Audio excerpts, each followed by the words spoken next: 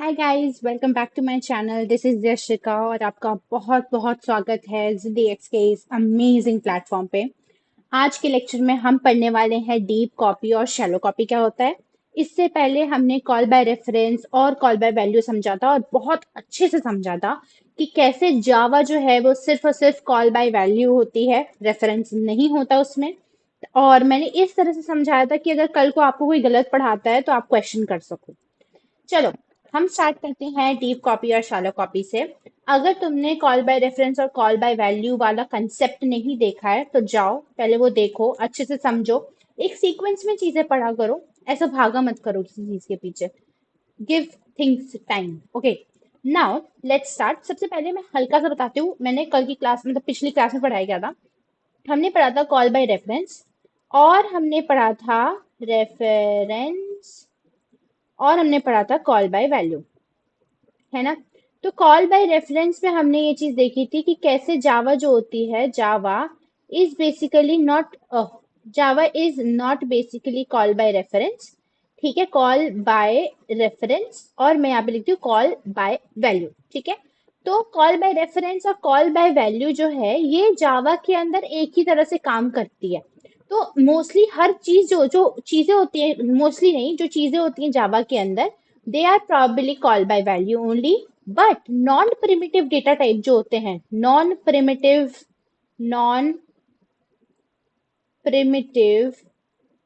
Data types, ठीक, इनके लिए ऐसा फील होता है, ऐसा लगता है बाहर से, यूजर पॉइंट ऑफ व्यू से देखा जाए ऐसा लगता है कि oh things are I guess call by reference, but ऐसा नहीं होता। सारी की सारी जो चीजें होती हैं नॉन प्रिमिटिव में, they are called by values only. क्योंकि जो नॉन प्रिमिटिव डेटा टाइप्स होते हैं उसमें ऑब्जेक्ट्स और क्लासेस का कंसेप्ट होता है। तो जो ऑब्जेक्ट्स होते हैं वो हीप मेमोरी में स्टोर होते हैं, तो ऐसा हमें लगता है कि हो सकता है कॉल बाय रेफरेंस है। बट हमने एकदम इन डेप्थ एक्सप्लेनेशन देखा था कि कैसे ये चीजें लगती कॉल बाय रेफरेंस है बट होती नहीं, होती कॉल बाय वैल्यू ही है। तो हमने क्या देखा था, मेजर हमने ये देखा था कि अगर कोई भी फंक्शन कोई पैरामीटर ले रहा है से इंट आर, तो ये क्या करता है ना, अगर मेन फंक्शन के अंदर भी कोई आर है और से इसके कोई सम फंक्शन है, ठीक है, उसके अंदर भी कोई आर करके हम पैरामीटर ले रहे हैं वेरिएबल में, तो ये वाला आर और ये वाला आर दोनों डिफरेंट है। ये वाले आर का अपना एक डब्बा है, इस वाले आर का अपना एक डब्बा है। ये क्या करता है, ये सिर्फ इतना करता है कि इसके अंदर जो भी वैल्यू स्टोर्ड है उस वैल्यू को उठा के अपने अंदर कॉपी कर लेता है। तो से अगर इसके अंदर 4 होगा तो ये सिर्फ क्या करेगा, 4 को कॉपी करके अपने डब्बे में लेके आएगा। अब जो भी मॉडिफिकेशंस होंगी वो इस 4 के ऊपर होंगी और चेंजेस इसके अंदर दिखेंगे, इसके अंदर नहीं दिखेंगे, क्योंकि ये डब्बा और वो डब्बा, ये दोनों के दोनों, ये और वो दोनों अलग। ठीक है, तो हमने पूरा कॉन्सेप्ट देखा था, अच्छे से समझा था कि कैसे कॉल बाय रेफरेंस और कॉल बाय वैल्यू वर्क करते हैं। जावा के अंदर कॉल बाय वैल्यू होती हैं चीजें। अगर हम सी और सी प्लस प्लस की बात करें तो call by reference call by value दोनों चलती है। अगर आप सी प्लस प्लस सी पढ़े हो तो मोस्टली आपको पता है। ठीक है, बाकी हम इसमें ज्यादा नहीं घुसेंगे क्योंकि हमने ये पहले ही कंप्लीट कर रखा है। अब मैं फटाफट से इन सबको इरेज कर देती हूँ। उसके बाद हम मूव करेंगे call by reference, deep copy और शैलो कॉपी को अच्छे से समझेंगे। ठीक है, चलो। अब एक चीज समझो कि पहले मैं कुछ इंट्रो देती हूँ इसका, ठीक है, ताकि आपको आपको समझ में आए चीजें हो कैसे रही है। एक बहुत बेसिक ऑब्जर्वेशन अगर आप लोगों ने की हो तो हमें पता है जो फंक्शंस होते हैं हमारे, ठीक है, फंक्शंस फंक्शंस दो तरह के होते हैं। ठीक है, फंक्शंस मेरे दो तरह के होते हैं। एक होता है पैरामीटराइज्ड, जो हमने देखा है, पैरामीटराइज्ड फंक्शंस होते हैं, और दूसरे होते हैं मेरे नॉन पैरामीटराइज्ड फंक्शंस। ठीक है, नॉन पैरामीटराइज्ड फंक्शंस। जो मेरे पैरामीटराइज्ड फंक्शंस होते हैं ऑफ कोर्स हम उनमें पैरामीटर्स लेते हैं, और जो मेरे नॉन पैरामीटराइज्ड फंक्शंस होते हैं इसमें हम पैरामीटर्स नहीं लेते। ठीक, सेम सेम कंस्ट्रक्टर्स हमने पढ़ा था। कंस्ट्रक्टर में भी हमने बहुत टाइप्स देखे थे। उसके टाइप्स में भी हमने देखा था कि पैरामीटराइज्ड होते हैं, ठीक है, और एक होते हैं नॉन पैरामीटराइज्ड। तो यहाँ पे हम नॉन पैरामीटराइज्ड की उतनी बात नहीं करेंगे, हम बात करते हैं पैरामीटराइज्ड कंस्ट्रक्टर की। ठीक है, अब अगर हम किसी फंक्शन की बात करें या हम किसी कंस्ट्रक्टर की भी बात करें, तो पैरामीटर्स में हम क्या क्या ले सकते हैं, इनके पैरामीटर्स में हम क्या क्या ले सकते हैं। हमने देखा था अभी तक हमने जितना कोड करा है उसमें हमने देखा कि कहीं ना कहीं हम इंटीजर को एज अ पैरामीटर, मतलब इंटीजर टाइप का कोई वेरिएबल पैरामीटर में ले रहे थे, फ्लोट टाइप का कोई ले रहे थे। हमने देखा हमने स्ट्रिंग टाइप का भी लिया।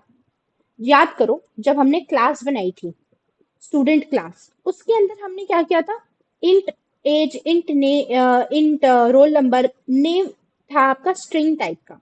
तो जब भी हम कंस्ट्रक्टर फॉर्म कर रहे थे उसमें हमने क्या किया था, स्ट्रिंग को भी इनपुट लिया था।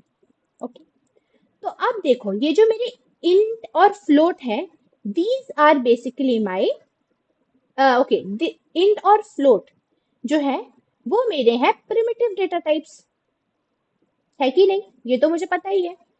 इंट और फ्लोट मेरे प्रिमिटिव डेटा टाइप हो गए। और जो मेरा स्ट्रिंग है, ये स्ट्रिंग जो है, this is my non primitive data type. ठीक है, ये मेरा है नॉन प्रिमिटिव डेटा टाइप। अब मुझे तुम एक बात बताओ, इससे हमें ये चीज तो ऑब्वियस हो रही है ना कि हम प्रिमिटिव और नॉन प्रिमिटिव डेटा टाइप, किसी भी तरह के डेटा टाइप को हम एज अ पैरामीटर एक्सेप्ट कर सकते हैं। अगर मैं किसी भी क्लास की बात करूं, मानो मैंने क्लास बनाई एक स्टूडेंट, ठीक है, इसके अंदर मैंने कुछ इसके कैरेक्टरिस्टिक्स डिफाइन कर दिए। अब मैं इसका एक कंस्ट्रक्टर भी बना लेती हूँ। तो क्या मैं इस कंस्ट्रक्टर के अंदर इसी क्लास का ऑब्जेक्ट भी एक्सेप्ट कर सकती हूँ एज अ पैरामीटर? क्या बोला मैंने? क्या मैं इस कंस्ट्रक्टर के अंदर जो पैरामीटर दूं वो इसी क्लास, ये जो मेरी क्लास है स्टूडेंट, इसी क्लास का कोई ऑब्जेक्ट हो? ऑब्जेक्ट, इसको देखने से पहले थोड़ा समझते हैं। और मैंने कहा कि इंट और फ्लोट मेरे प्रिमिटिव डेटा टाइप हो गए, स्ट्रिंग मेरा नॉन प्रिमिटिव डेटा टाइप हो गया। अगर आपने पहले कभी डीएसए पढ़ रखी है, आपने थोड़ा मोड़ा बेसिक पढ़ रखा है, या अगर आपने पढ़ा भी नहीं है कहीं देखा भी हो, तो मान लो आपने कहीं ना कहीं तो ये चीज देखी होगी कि कोई कुछ लोग ना ऐसे फंक्शन इंट एरे करके भी एक लेते हैं, एक एज अ पैरामीटर, राइट। तो हम, ये क्या है, ये भी तो मेरा एक नॉन प्रिमिटिव ही डेटा टाइप है। एरेज और स्ट्रिंग्स जो होते हैं वो नॉन प्रिमिटिव डेटा टाइप होते हैं। इनका जो बेस होता है ना वो क्लासेस और ऑब्जेक्ट्स का ही होता है। अगर मैं कभी किसी इसके अंदर, मानो ये जो मेरा स्टूडेंट क्लास मैंने बनाया, इसके अंदर जब भी मैं स्ट्रिंग को एज ए इनपुट लेना, एज ए पैरामीटर लेना चाहती हूँ, तो मैं क्या करती हूँ, मैं लिखती हूँ स्ट्रिंग एस। तो कहीं ना कहीं ये स्ट्रिंग कोई क्लास है, इसका मैं एक ऑब्जेक्ट एस ले रही हूँ, ये इस तरह से काम करता है। तो अगर मैं कहती हूँ कि क्या मैं इस क्लास के अंदर, इस क्लास के अंदर इस स्टूडेंट खुद का ही ऑब्जेक्ट ले सकती हूँ, ऑफ कोर्स ले सकती हूँ, क्योंकि स्टूडेंट क्या हुआ, ये भी तो एक तरह का डेटा टाइप ही हो गया। नॉन प्रिमिटिव डेटा टाइप्स क्या होता है, नॉन प्रिमिटिव डेटा टाइप्स होता है यूजर डिफाइंड डेटा टाइप, जो हम खुद बनाते हैं, जो हम खुद बनाते हैं। ओके, ये मैंने पहले समझा रखा है। तो अगर हम किसी भी कंस्ट्रक्टर की बात करें, या हम किसी भी फंक्शन की बात करें, या मेथड्स बोलो, मैं यहाँ पे मेथड्स बोलना चाहूंगी इसको, मेथड्स, क्योंकि हम जावा में पढ़ रहे हैं। तो अगर मैं किसी भी मेथड या कंस्ट्रक्टर की बात करूं, तो हम उसके अंदर नॉन, उसके कंस्ट्रक्टर के मतलब कंस्ट्रक्टर या मेथड के अंदर पैरामीटर हम किसी नॉन प्रिमिटिव डेटा टाइप का भी ले सकते हैं। हम सेम ही क्लास का ऑब्जेक्ट अपने इनपुट में, अपने पैरामीटर में ले सकते हैं। अब ये चीज आई होप आपको अच्छे से समझ आ गई होगी। तो अगर मैं कल को कुछ ऐसा लिखूं, तो आई होप आप सब कंफ्यूज नहीं होंगे। मैंने एक क्लास बनाई, क्लास बनाई मैंने स्टूडेंट की, ठीक है। अब इसके अंदर मैंने इंट रोल नंबर और int int int int int int string name करके दो कैरेक्टरिस्टिक्स डिफाइन कर दिए। एक कंस्ट्रक्टर मानो मैं ऐसा बना देती हूँ जहाँ पे मैं इनको, ये दोनों जो है रोल नंबर और नेम, इनको चाहती हूँ कि वाइल ऑब्जेक्ट क्रिएशन ये फॉर्म हो जाए। ठीक है, तो मैंने क्या किया, स्टूडेंट के अंदर ही इंट रोल नंबर ले लिया कॉमा करके स्ट्रिंग नेम ले लिया। ठीक है, अब मैंने क्या किया, this dot roll is equals to roll और this dot name is equals to name. ठीक है, अब मैंने एक और कंस्ट्रक्टर बना लिया। क्या किया मैंने लिखा स्टूडेंट। अब मैं चाहती हूं कि वाइल ऑब्जेक्ट क्रिएशन मैं इसी स्टूडेंट क्लास का ऑब्जेक्ट एज अ पैरामीटर लेती हूँ। तो मैंने क्या किया, स्टूडेंट के अंदर मैं क्या करती हूँ, स्टूडेंट का एस करके एक ऑब्जेक्ट जो है, या फिर कह लो इस एक ऑब्जेक्ट को मैं पैरामीटर ले रही हूँ। ठीक है, और फिर मैं क्या कहती हूँ, this dot roll is equals to, ये जो मैंने लिया है इसका जो रोल नंबर का वैल्यू है वो मैं इसमें डालना चाहती हूँ। तो मैंने क्या किया, एस डॉट रोल नंबर। फिर मैं कहती हूँ this dot name is equals to S dot name. अब इसका मतलब तो समझ में आ ही गया होगा कि ये क्या हो रहा है। मतलब इसका ये हो रहा है यहाँ पे कि ये मेरी है स्टैक मेमोरी। ठीक है, और ये है मेरी हीप मेमोरी।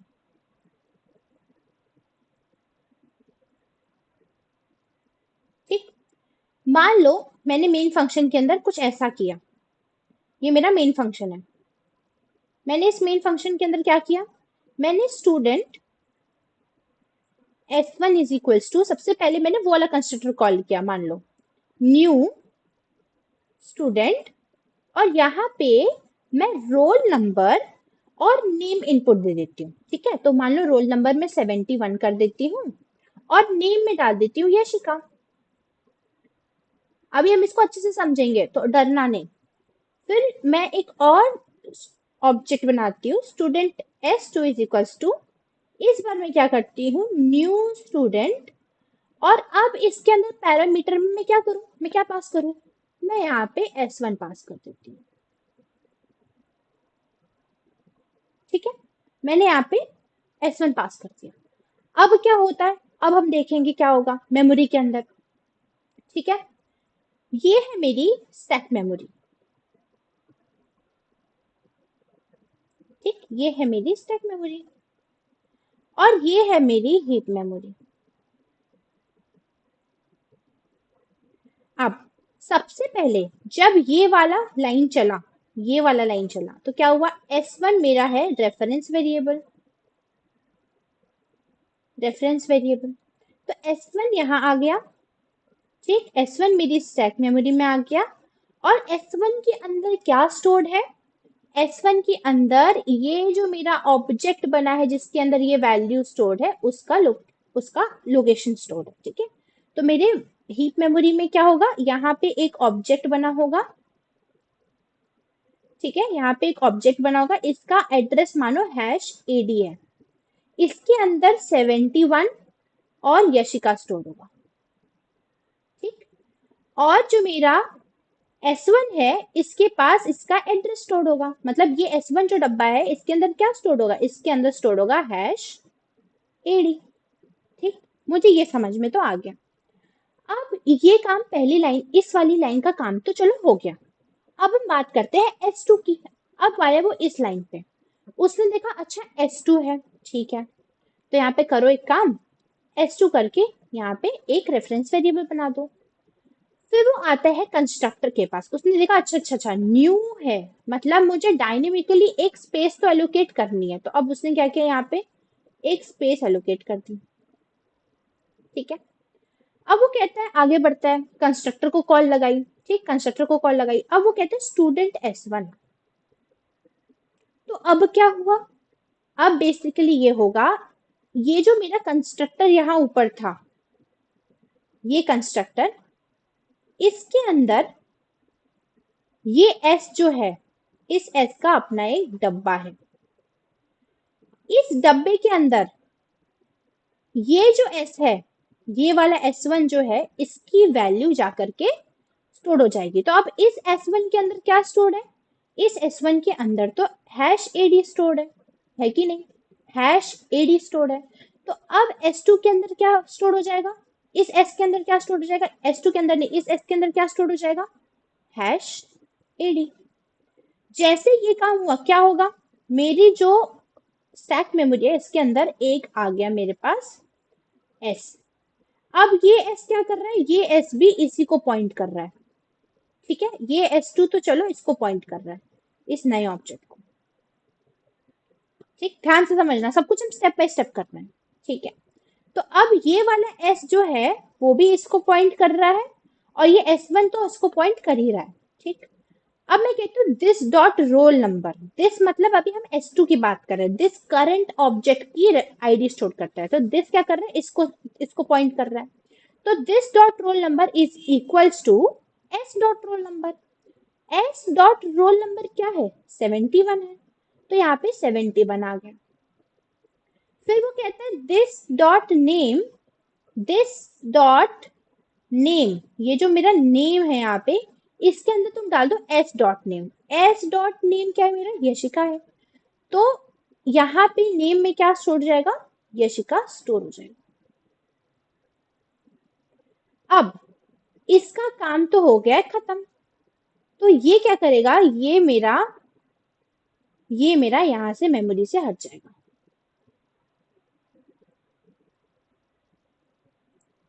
ठीक, अब यहाँ पे क्या हो रहा है? दो वेरिएबल्स हैं मेरे पास, रेफरेंस वेरिएबल्स, दोनों अलग अलग ऑब्जेक्ट्स को पॉइंट कर रहे हैं। ठीक है, तो यहाँ पे इसको हम कहते क्या है? This is called my deep copy.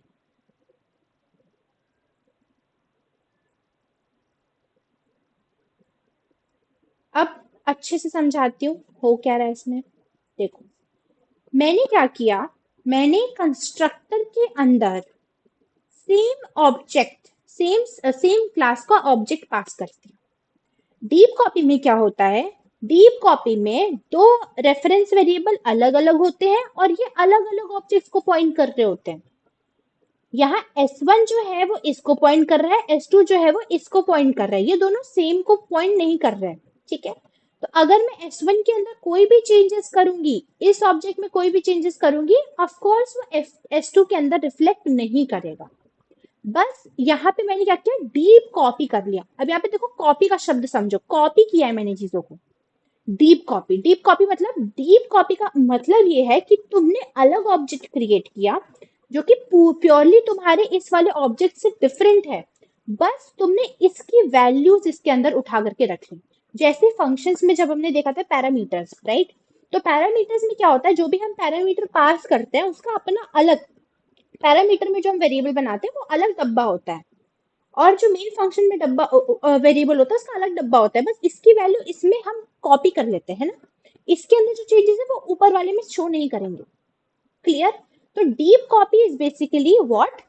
To different objects are there, changes in one will not reflect in the other. बस हमने क्या किया? हमने एक एक कंस्ट्रक्टर का इस्तेमाल करके इसकी वैल्यूज इसमें कॉपी कर ली है, पर हम ये दोनों ऑब्जेक्ट सेम नहीं है। This is what your deep copy is. अगर मैं यहीं पे शैलो कॉपी की बात करूं, शैलो कॉपी क्या होता है? Shallow copy is basically, shallow का मतलब समझो, शैलो क्या हो गया? एक तरह से खोखलापन, राइट? तो इसमें क्या हो रहा है? शैलो कॉपी में हम क्या करेंगे? मैंने यहाँ पे बनाया था student S1 is equals to new student, और यहाँ पे मैंने पास करा मान लो 71 कॉमा यशिका। ठीक है, अब यहाँ पे क्या कर रही हूँ मैं? स्टूडेंट S2 कर रही हूँ, ये अलग कोड है। ठीक है, और मैं इसके अंदर सिंपली S1 की वैल्यू डाल रही हूँ। क्या हो रहा है यहाँ पे? आई होप आपको अब इतना तो समझ आ ही गया होगा कि क्या होगा अब, क्योंकि आप तो भाई प्रो हो ना इंटरनल चीजें जानने में। अब क्या हुआ?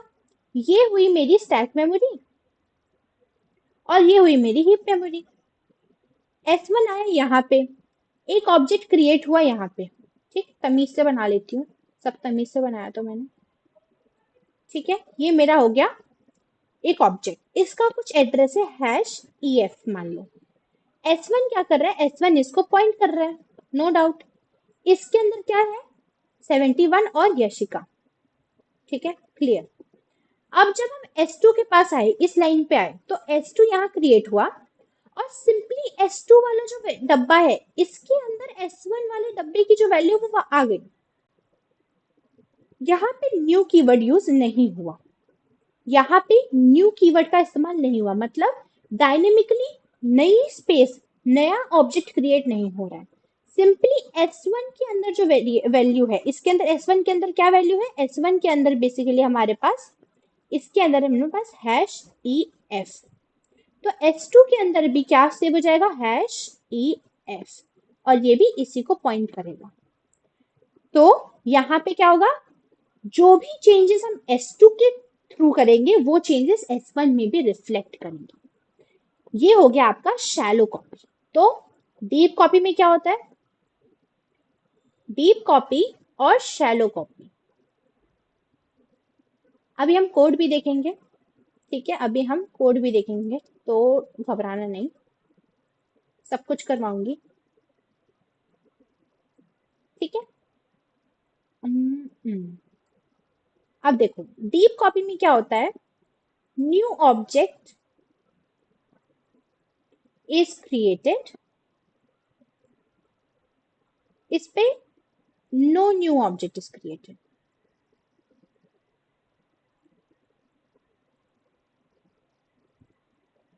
चेंजेस इसमें क्या होता है, changes in one will not affect changes in other, will not affect characteristics of other।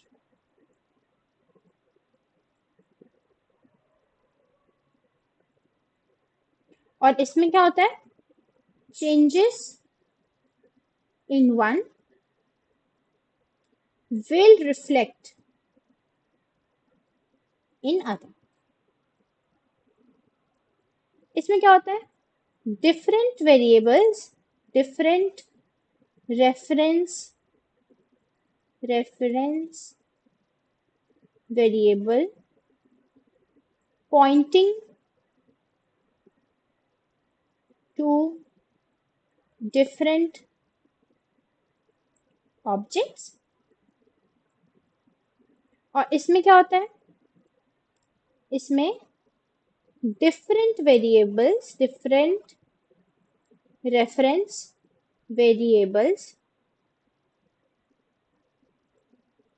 pointing to same object। ठीक है, तो डीप कॉपी और शैलो कॉपी यही होती है। डीप कॉपी मतलब आप एकदम उसकी चीजों को कॉपी कर ले रहे हो, बट आप वो डिफरेंट, अब जो चेंजेस इसमें होंगे वो उसमें रिफ्लेक्ट नहीं करेंगे। शैलो कॉपी में क्या होता है कि से दोनों चीजें एक ही चीज को पॉइंट करती हैं। तो एक बार हम कोड के थ्रू भी इसको देख लेते हैं, ठीक। चलो पहले हम सबसे पहले एक क्लास बना लेते हैं। हमने एक क्लास बनाई से स्टूडेंट नाम की, ठीक है। अब इसके अंदर मैं क्या करती हूँ, int roll number, int roll और स्ट्रिंग नेम, ठीक है। अब मैं क्या करती हूँ, एक कंस्ट्रक्टर बना लेती हूँ जो कि इनको पहले इनिशियलाइज करेगा। तो इसके अंदर स्टूडेंट के अंदर हम क्या करते हैं, constructor as a parameterize constructor बनाते हैं, int roll number comma string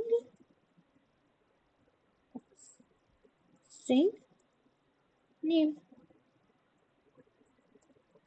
ठीक। अब this dot roll number is equals to roll number और this dot name is equals to name. Clear. तो हमने क्या किया, स्टूडेंट क्लास बना दी और उसके अंदर एक कंस्ट्रक्टर बना लिया जो सबसे पहले रोल नंबर और नेम को इनिशियलाइज करेगा। अब हमने क्या किया, एक और कंस्ट्रक्टर बना लेते हैं, स्टूडेंट, इसके अंदर हम स्टूडेंट क्लास का ही एक ऑब्जेक्ट ले लेते हैं, स्टूडेंट एस, ठीक। This dot role is equals to s dot role. This dot name is equals to s dot name. Okay, easy. अब क्या करते हैं, यहाँ आते हैं और मेन फंक्शन में अपना काम करके देखते हैं। सबसे पहले हम देखेंगे कॉल बाई घुसा हुआ है अभी मेरे दिमाग में, डीप कॉपी। सबसे पहले हम देखते हैं डीप कॉपी। ठीक, हमने क्या किया, पहले हम स्टूडेंट क्लास का एक ऑब्जेक्ट बना देते हैं। Student s1 is equals to new student, और यहाँ पे मैं रोल नंबर में 71 दे रही हूँ और नेम में मैं यशिका दे रही हूँ। ठीक है, अब एक प्रिंट फंक्शन भी हम क्लास में डिफाइन कर लेते हैं, void print। ठीक है, इसमें हम क्या करते हैं, एस आउट कर देते हैं रोल प्लस कॉमा लगा के नेम को। ठीक है, चलो पहले हमने पहला ऑब्जेक्ट तो बना लिया। अब हम S1 की जितनी भी चीजें हैं उसको प्रिंट करवा लेते हैं। ठीक है, स्टूडेंट एक नया ऑब्जेक्ट बनाता है, student S2 is equals to new student. अब इसके अंदर हम S1 को पास कर देते हैं। ठीक है, अब हम यहाँ पे S2 डॉट प्रिंट को S2 dot print function call कर देते हैं।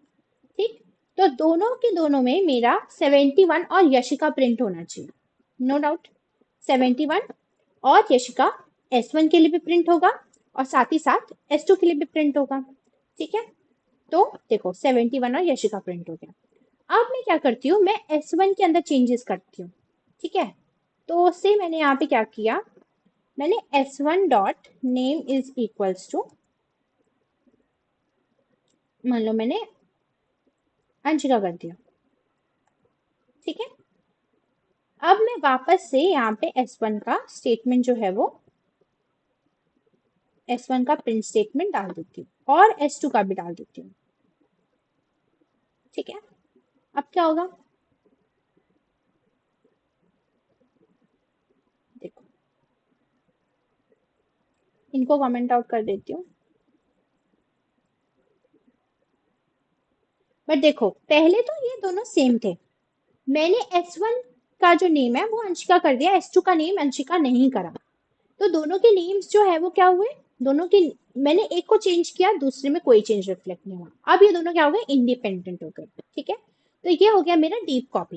अब अगर हम शैलो कॉपी को समझे, मान लो ये वाला चीज तो मैं कमेंट आउट कर देती हूँ पूरा। ठीक है, कमेंट आउट कर देती हूँ, मैं एक ऑब्जेक्ट बनाती हूँ, ये वाला ऑब्जेक्ट S2 वाला मैं रहने देती हूँ। ठीक है, तो स्टूडेंट S2 इज S1 वाला रहने देती हूँ। मैंने क्या किया, बस S1 की वैल्यू इसके अंदर डाल दी। ठीक है, अब मैंने S1 डॉट प्रिंट करा और मैंने S2 डॉट प्रिंट करा, दोनों चीजें सेम होंगी, यशिका 71 यशिका 71 यशिका। ठीक है, मैं क्या करूंगी, देखो सेम हुई। अब मैं सिंपली S2 के अंदर चेंजेस कर देती हूँ, S2 dot name is equals to Anshika. ठीक है, अब मैं S1 को ही बस प्रिंट करवाती हूँ। S2 में तो मुझे पता ही है कि चेंजेस रिफ्लेक्ट होंगे क्योंकि मैंने S2 के अंदर चेंजेस किए हैं, बट यहाँ पे S1 के अंदर भी वही चेंजेस रिफ्लेक्ट होंगे, नेम में अंशिका आ जाएगा।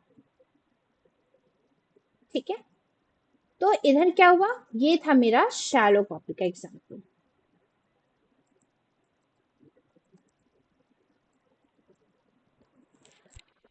ठीक है, ये था मेरा शैलो कॉपी का एग्जाम्पल। तो ऐसे डीप कॉपी और शैलो कॉपी हमने अच्छे से समझा है, जहाँ पे डीप कॉपी में दो अलग अलग रेफरेंस वेरिएबल्स होते हैं, वो अलग अलग ऑब्जेक्ट्स को पॉइंट कर रहे होते हैं, और शैलो कॉपी में क्या होता है, दो अलग अलग रेफरेंस वेरिएबल्स होते हैं बट वो सेम ऑब्जेक्ट को पॉइंट कर रहे होते हैं। इसका कोड भी देखा। अब अगर आपको इस डीप कॉपी और शैलो कॉपी के कंसेप्ट में कोई भी प्रॉब्लम होगी, डाउट होगा, आप नो डाउट बेझिझक मुझसे पूछ सकते हो। तो बस यहाँ तक खत्म होता है ये पूरा टॉपिक। डीप कॉपी और शैलो कॉपी का बहुत ही इंटरेस्टिंग टॉपिक है ये। देखो, छोटे छोटे टॉपिक्स हैं, आप इन्हें समझ रहे हो तो आपको ये इजी लग रहा है। आपको हो सकता है लगे कि ये कौन ही पूछता है, बट पूछते हैं लोग, ठीक है, क्योंकि बहुत लोग इसे नहीं पढ़ते। तो आप इसके फंडामेंटल में घुसे हो, कॉन्ग्रेचुलेशंस टू यू। एंड अच्छे से समझ आएगा होप। अगर आपको कोई भी चीज नहीं समझ आई है, no doubt you can ask me in comment section. Okay, तो इसके बाद हम पढ़ेंगे कि स्टैटिक और फाइनल कीवर्ड क्या होते हैं।